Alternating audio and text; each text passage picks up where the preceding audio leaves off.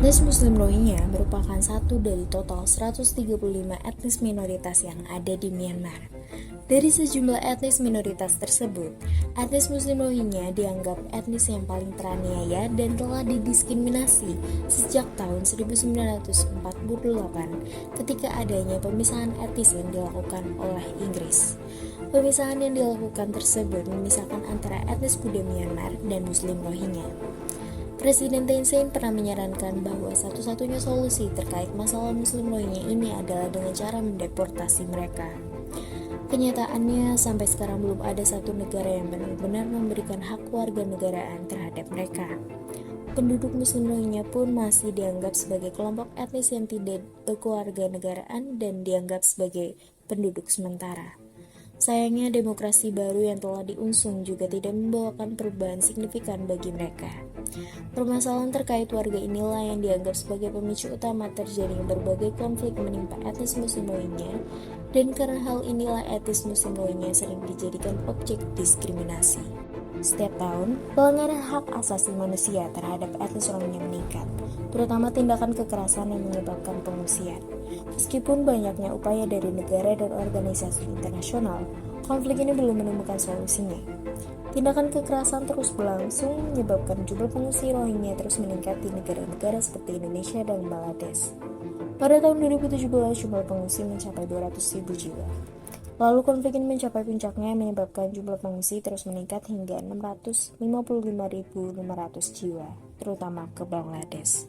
PBB membentuk Organisasi Kemanusiaan UNHCR atau United High Commissioner for Refugees yang diamanatkan pada tanggal 14 Desember 1950. Dalam statuta diterapkan fungsi UNHCR, yakni memberikan perlindungan internasional, melindungi pengungsi, dan membantu mencari solusi bagi penderitaan. Secara khusus, peranan UNHCR ada 4, yaitu sebagai inisiator, fasilitator, mediator, dan konsilator, dan sebagai determination. Sebagai inisiator, UNHCR bertanggung jawab dalam menyelesaikan masalah pengungsi, harus turun tangan agar masalah pengungsi tersebut tidak menjadi gangguan terhadap keamanan regional. Sebagai fasilitator, UNHCR terus mencoba mengembangkan kualitas para pengungsi sebagai manusia dalam berbagai aspek. Sebagai mediator dan konsiliator, UNHCR terus mendorong kerjasama antar pemerintah Myanmar untuk mencari solusi bersama dalam mengatasi pengungsi Rohingya.